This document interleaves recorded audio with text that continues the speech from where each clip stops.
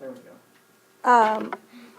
With a right triangle, what is the side that's opposite the right angle called?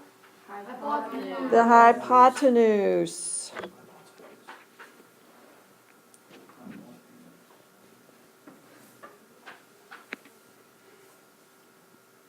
All right, and what are the other two sides called? Legs. And then what did we say about the non-right angles of a right triangle? What's special about them? They're cute. Okay, the non-right angles are acute and they are complementary.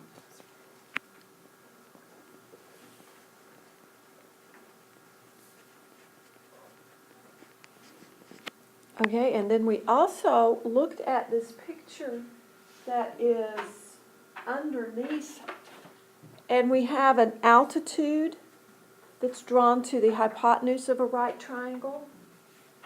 We have labeled our legs as leg 1 and leg 2. And then we've split up the hypotenuse into two segments, segment 1 and segment 2. And so we said that segment 1 plus segment 2 is equal to the hypotenuse. Okay, those are all things that we talked about the other day. Now what I want us to look at is Theorem 8.1 that you should have on your note cards now, because you had not had a chance to look at that yet. Notice I don't have the whole theorem written out here. But what does Theorem 8.1 say, Hannah? It says that. Wait.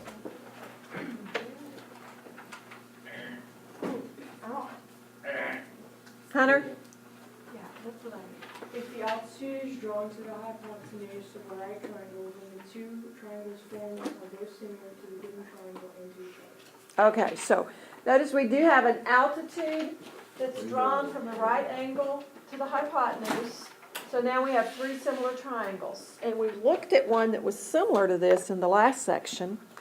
And so if we name our first triangle ABC,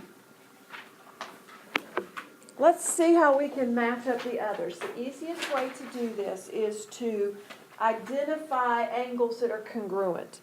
So we know that angle C is congruent to what angle? Angle D. Angle C and angle D are congruent.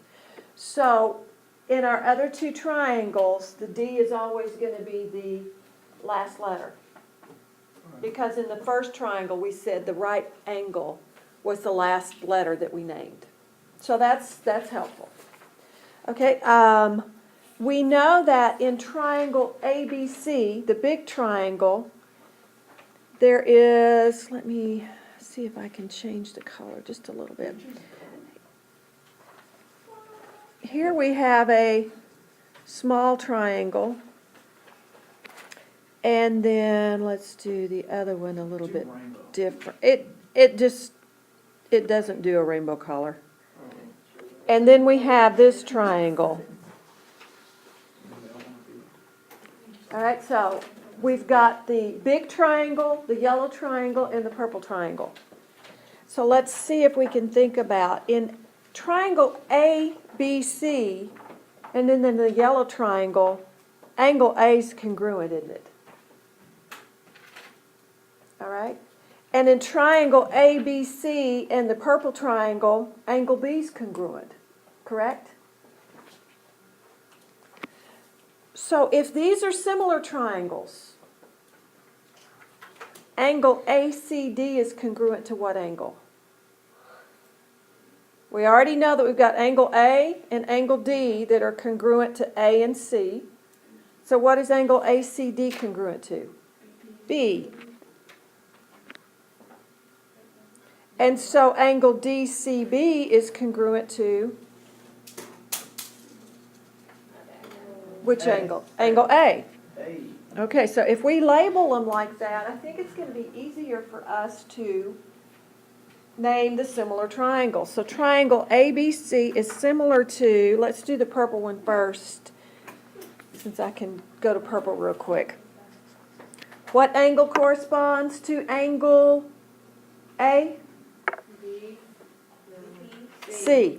So we have CBD because we know that C and D have to correspond, be in the same spots. Now let me go back to the yellow. And that is similar to triangle. Can y'all see that? CBD. Okay, so we're going to, instead of doing yellow, we'll go to black because that doesn't show up good. Triangle, okay. What's the first one going to be? A, C, D. Good. Pardon? All right, so if we label our congruent angles, it's easy to name the similar triangles. So this is theorem 8.1. It's just talking about the fact that if you draw an altitude from the right angle of a right triangle to the hypotenuse, you end up with 3 similar triangles. So sometimes that can be very important. Now let's go to the next page, a geometric mean.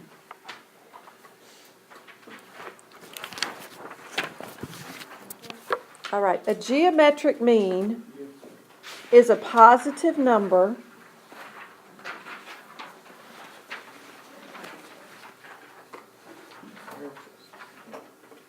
that takes the place of the second and third number in a proportion.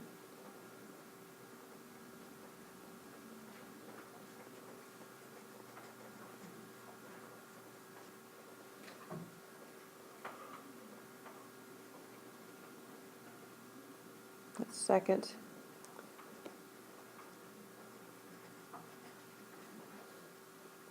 Let me change that to terms.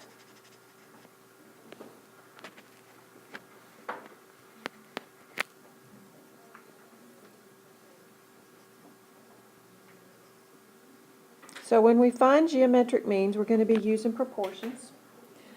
So the geometric mean x between A and B would be expressed this way. If it's the second and third terms of a proportion, A is the first term, x is the second term, x is the third term, and B is the fourth term. That represents the geometric mean x of A and B.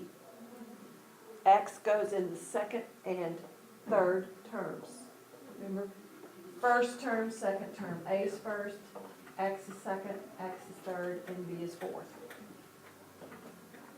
So here's some examples. I think you'll find this is not too bad. We want to find the geometric mean between 3 and 12. So 3 is the first term, 12 is the last term. So X is here. So how do we solve for a proportion? 12 times 3. You can simplify it. Okay. So 36 equals x squared. And what's the square root of x squared? If I take the square root of both sides, we get x equals 6. Now, technically, there's also a negative 6 value, but we only want the positive value. What if it can't be square root? Then you know how to simplify. Can you see now why we had to talk about radicals before we moved into this section? So that you could learn how to simplify radicals. That's why we placed that where we placed Will it it. be like factoring them? Because I mean, since it's x squared. Oh, no, The square root of Never mind. 36 is 6. That's fine. All right, so you try B. Okay, so there's the answer for the geometric mean between 3 and 7 complements of Hunter. Don't mind. All right, let's go on to the next page. Oh, no. All right, I have redrawn on your notes at the top of this page that triangle that we talked about where we labeled the legs and we labeled the segments. Notice that segment 1 and leg 1 are adjacent to each other. Segment 2 and leg 2 are adjacent to each other. Now, I could switch both of them around. It doesn't matter which side I decide is going to be leg 1, but whichever side I decide is leg 1, segment 1 has to be adjacent to it. Right? And we also said that segment 1 plus segment 2 is equal to the hypotenuse. Now, your theorem 8.2 is also called the geometric mean theorem, and this is the geometric mean theorem 1. And it simply says that the altitude to the hypotenuse, and I'm not sure that this was on the notes, but you may want to put this in these notes. I don't think it was on your note card. The altitude to the hypotenuse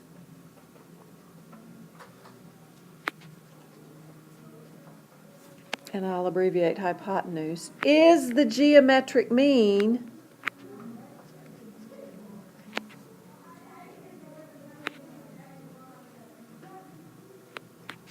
of the segments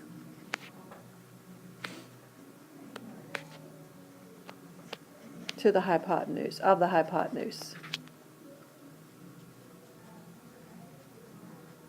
In other words, segment 1 over the altitude is the altitude over the segment. When we see something like this, and these are the same, we know that that is a geometric mean. All right, so if we want to find the altitude in this particular example, we can do 9 over x equals x over 4. Would it matter if I had said 4 over x equals x over 9? Would that make any difference? No, it would not make any difference. So when we multiply, we get x squared is 36. So the altitude is 6. So that is the length of this altitude, is 6. So if you know the two segments, you can find the length of the altitude algebraically. If we knew the altitude in one of the segments, we could find the second segment algebraically by using this geometric mean formula. For instance, if I knew that the altitude was 5 and segment 1 was 8. Let's see if we can find segment 2.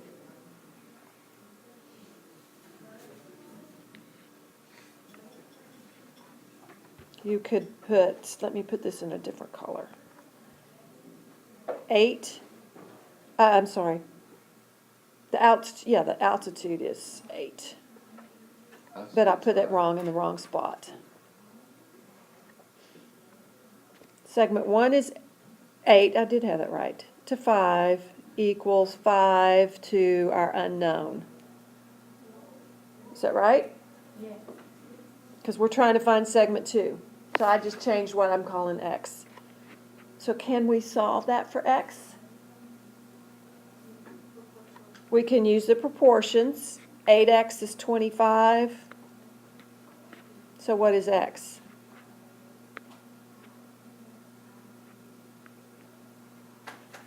What would, 4 and 1, 4 and 1 4 and 1 8. 8? 8 and 1 8. Or just 25 eighths?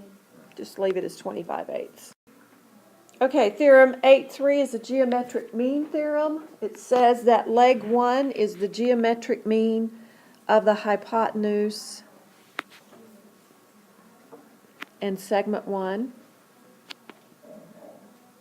Notice leg 1 is in position 2 and position 3. Or leg 2, whichever one it is you're looking for, is the geometric mean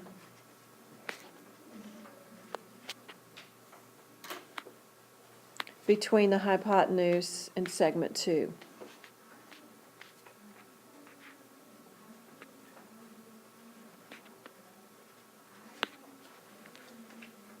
Right, so if we're looking for leg 2, or if we have leg 2 as the mean, then we need segment 2. If leg 1 is the mean, then segment 1 we need in our proportion. All right, let's look at the last. We want to find x, y, and z. We're given some information. Really, the only real information we're given is segment 1 and segment 2. How long is the hypotenuse? Tyler? Oh, on this? Yes, how long is the hypotenuse? 12.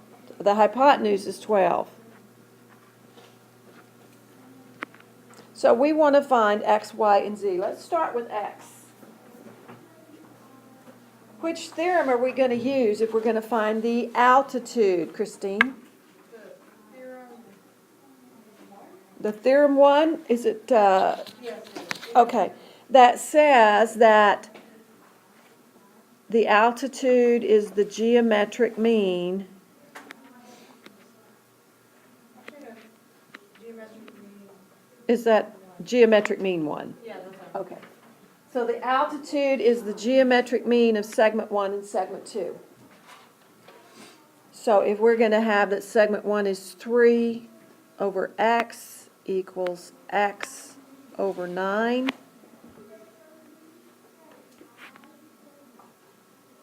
(27) is x squared.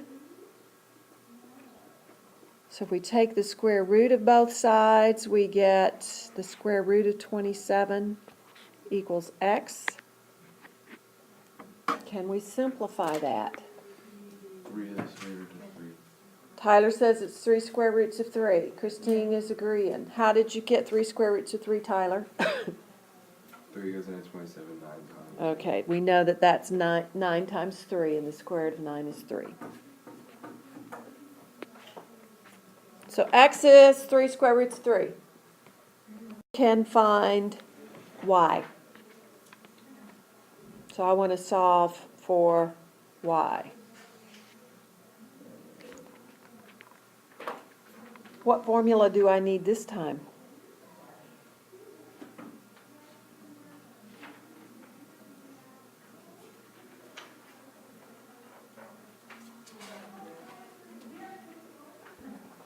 Lucas, which formula am I going to use? If I'm trying to find y, which we have identified as leg 2, Hypotenuse over leg 2 equals leg 2 over segment. hypotenuse over leg 2 equals leg 2 over segment 2. So how long's the hypotenuse? 12. Leg 2 is our y that we don't know. And how long is segment 2? 9. So we get that y squared, or 9 times 12, 108 equals y squared. So we know that y equals the square root of 108. See if you can simplify that. All right, so y was 6 square roots of 3. Now you take a second and you find z. Dean's going to do it for us. Oh, yeah.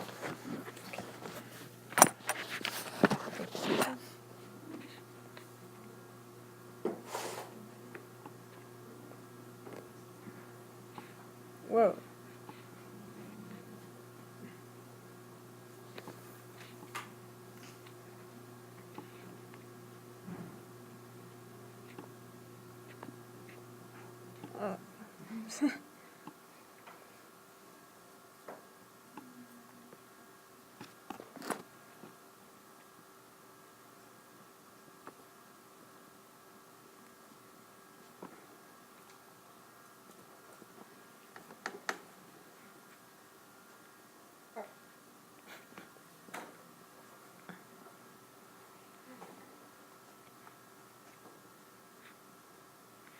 Is she right? Yes. All right.